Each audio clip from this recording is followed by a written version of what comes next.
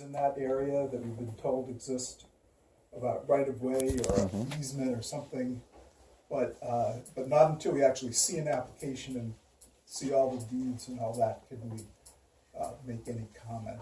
Okay, so you don't think that we should include that in the law on how they would get down to it? Well, I think there are bluff questions anyway, Okay. and it makes a big difference if there's a bulkhead present or not at the bottom. And so the village wants to think about how to manage bluffs, that's great. But I don't think that's part of the dock access law. Okay.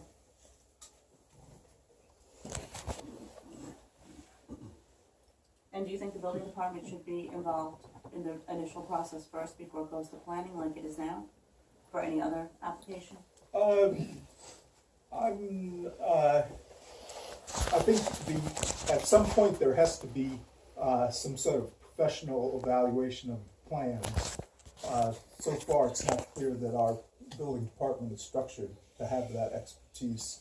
For the last review, we hired an independent person who could look at who is more familiar with docks. The board that you have that you're going to go to existing docks to have them inspected every year. The board would have to. That's also in that. the existing regulations said that that's supposed to happen. It hasn't happened at all. It's something that can be managed either by the village offices or the planning board, and the planning board is going to do it. Okay, and would that start after we elect the moratorium? That would be sometime in the summer, I think. What if the person's not a code? Are we going to give them a certain amount of time? Well, what it says, so there are, there's only one of the 5 docks was built under our present rules, and I think the intent of the inspection is that docks, once they're built, are maintained, and if they're not maintained,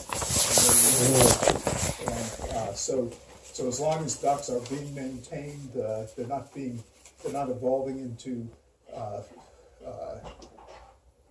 gazebos being built at the end or some other kind of getting away from the intent of then they would be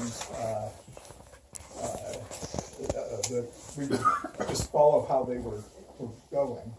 I think if there was a lot of damage, say, that had to be repaired, there's 2 years are allowed for those repairs to be made. Okay, and is that at the standard building codes today, or when they built it? Well, I think it would, as long as it's less than a certain percentage, it could be rebuilt to the way it was. If it's more than a certain amount, then it would have to meet the new regulations. Okay. So the only issue I saw with the village community pier or dock that we're looking at is that you put in there that it can't exceed 195 feet or 15% of the waterway. But the dock that we'll be doing, since it's going to go straight line with the floating docks, would be 238 feet. The last word thing I heard had a number that was less than 195 feet. Okay, so I'll check that with the village engineer, and then we may Well, have we to... need to see a plan. Okay. I mean, I don't think it's a plan. So- It's a concept. That's not a plan. The Brookhaven's, the way Brookhaven measures, since Brookhaven also gives permits for whatever docks the village builds, we have kept their statements in mind about how long a dock could be. Their dock measurements are made from low water, ours are made from high water, and so we have used a longer number to sort of compensate for that.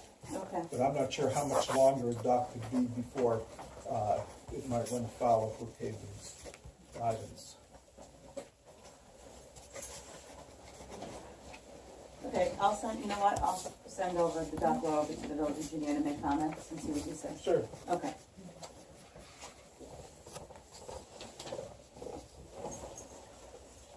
Anyone else have anything on the dock?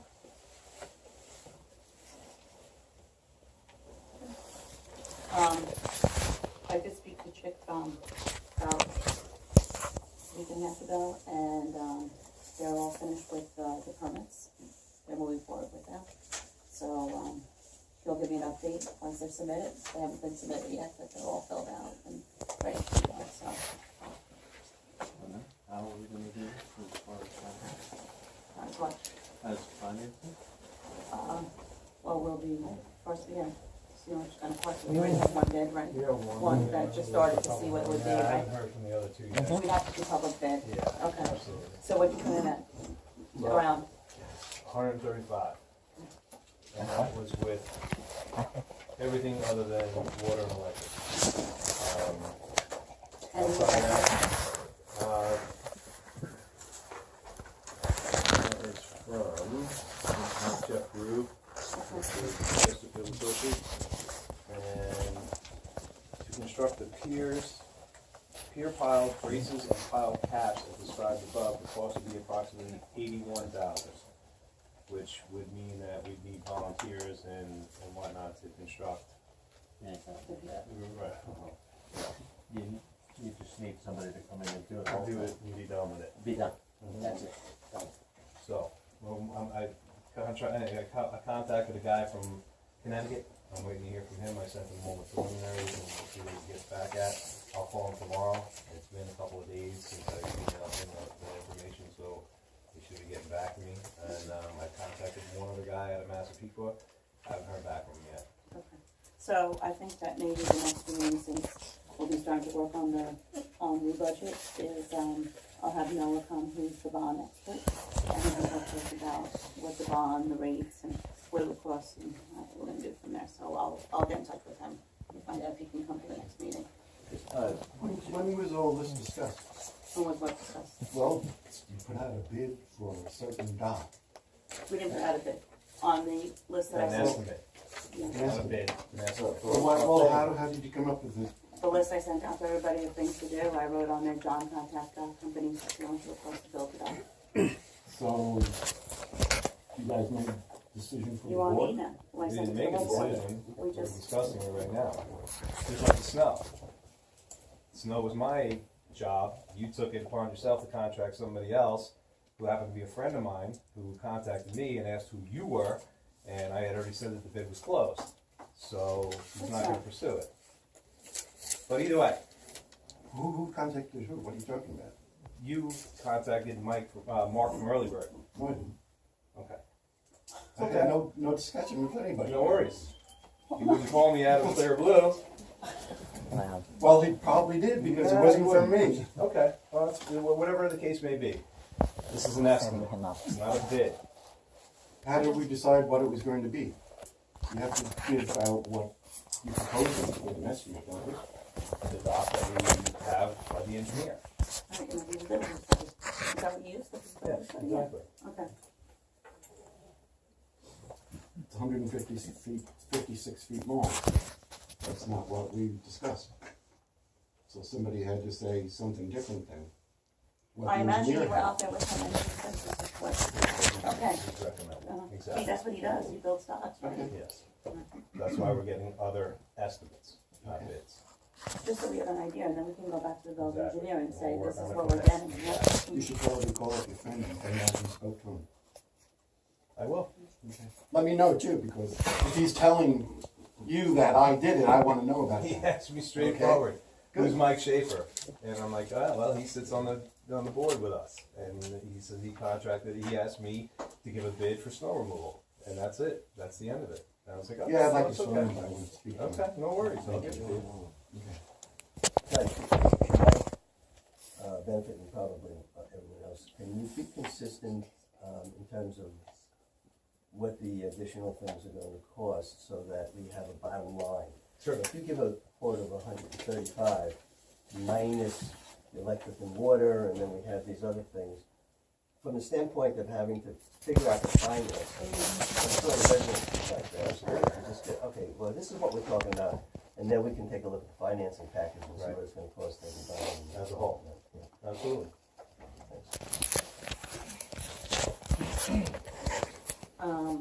Okay, anything else on the ballot? Somebody should figure out the, when you're talking to these people, I guess, just clarify what, how the length is being measured. We already had this question tonight, it's from mean high water and mean low water. Because it's, 150 is a pretty big difference. Roger, can I ask you? Why is there a difference in the way we're measuring it and the way everyone else is doing it? Because many Brookhaven docks are built on the south shore, and the tide range is quite a bit smaller there than it is here. And so a difference in length from the high tide line to the low tide line is pretty small. I don't know what, but it's tens of feet, where it could be maybe many tens of feet here, and so it makes a difference. It's also easier to measure from high water than low water when you're planning something. I mean, I assume you mean a mean high water mark. It's there's a definition in the law. It's good to make these things clear, so there's no question. I think for the next meeting, we should make arrangements for it to be somewhere else, because if we're gonna have, we can probably have the building engineer come, have the bond guy come, have the dock law, have public hearing on the dock law, and I know a lot of people are interested in this topic, so it's probably gonna be, okay, so I'm gonna.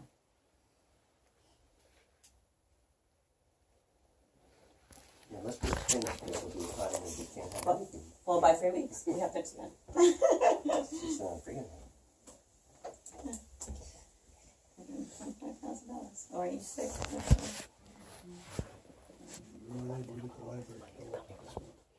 No, I went there today, but I have another idea.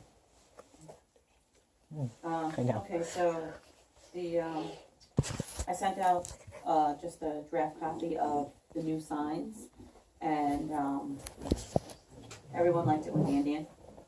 So, Gary, we just have to finalize a couple of details, and then we can have it done and send it to the board for approval for the next meeting, and then we're gonna put them in the spring.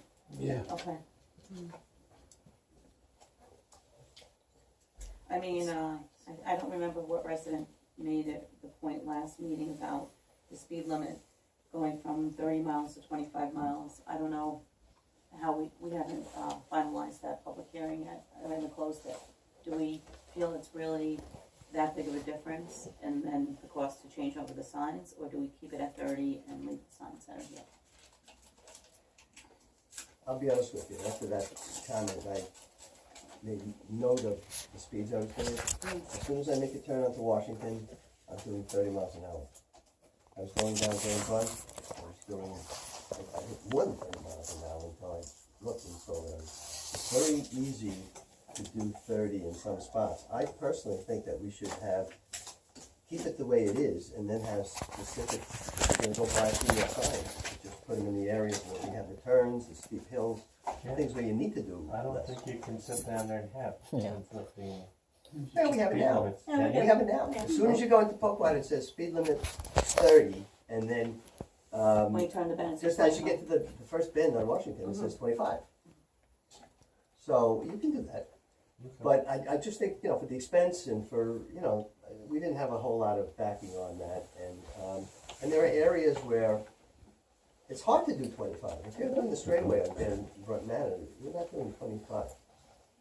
And the same thing at the top of Washington, you're doing 30, and it's not really dangerous. It's a 30 miles an hour is the regular speed for a technical road.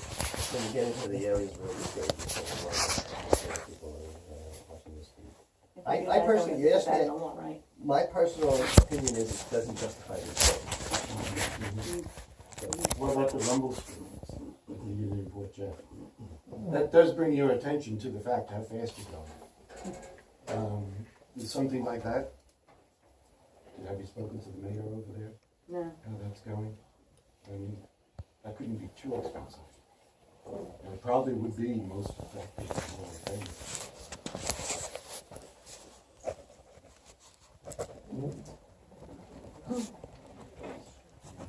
As soon as you go down and it's going flat, how fast am I going?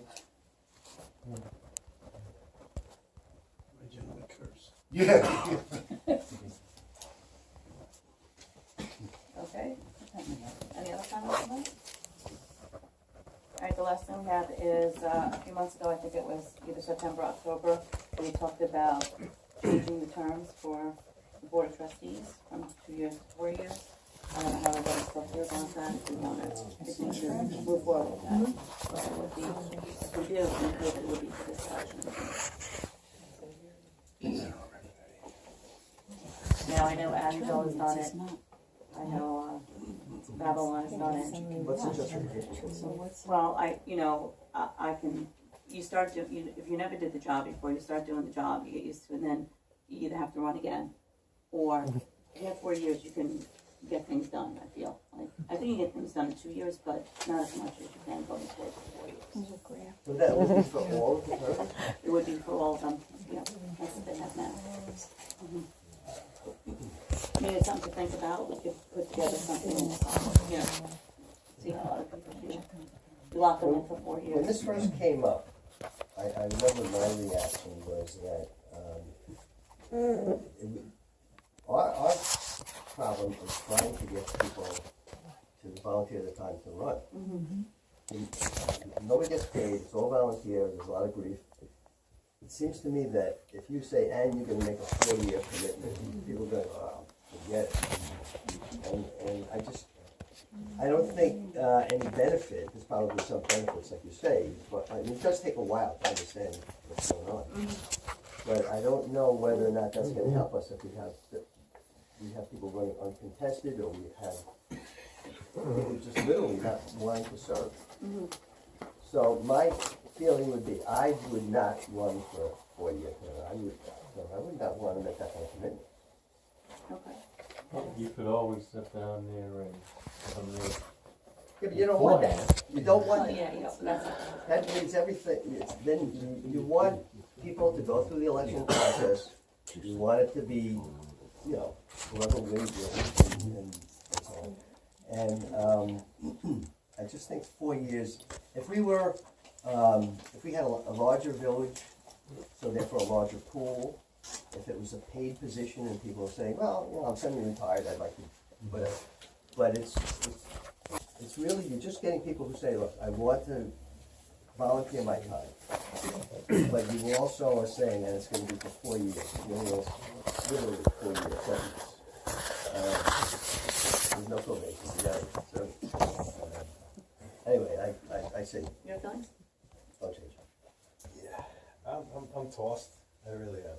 I mean, there's a part of me that would like to do what's best for the community, but I think this is so much broken stuff. It's very difficult to make that call.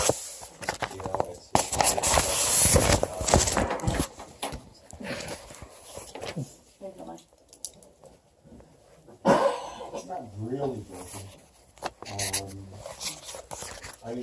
Everyone probably agrees with 4-year term on that aspect of you have time to get going and everything. But 4 years term for a volunteer with no pay, I think that's going to limit even more people from running.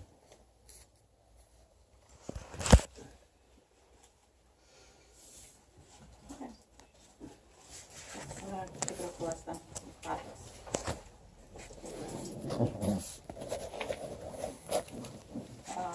Does anyone have anything else before we close the looking meeting?